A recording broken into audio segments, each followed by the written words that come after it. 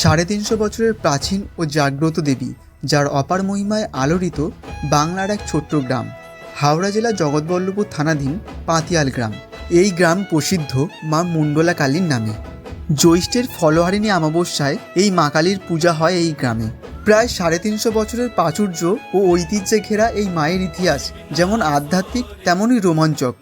বহু বছর আগে পাতিয়ালের ঘোষাল পরিবারে মা পূজিতা হতেন, কিন্তু পরবর্তীতে পারিবারিক মতবিরোধের কারণে গিয়ে পূজা বন্ধ হয়ে যায়।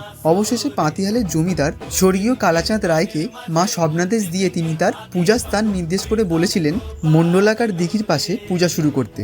অতীতের সেই মণ্ডলাকার দিঘি বর্তমানে মণ্ডলা পুকুরে পরিণত হয়েছে।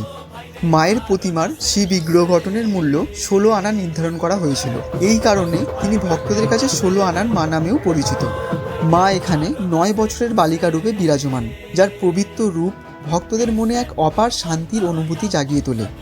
আজ সেই শুভ দিনে যখন ঢাকের আওয়াজে মুখরিত হয়ে মায়ের প্রতিমা মাথায় করে আনা হয়, ভক্তদের চোখে মুখে ফুটে ওঠে গভীর আবেগ আর বিশ্বাস। এই পুণ্য লগ্নে আমরা সবাই মিলে মায়ের চরণে শরণ নিই। মা মণ্ডলা আমাদের সবার মঙ্গল করুক। জয় মা মণ্ডলা।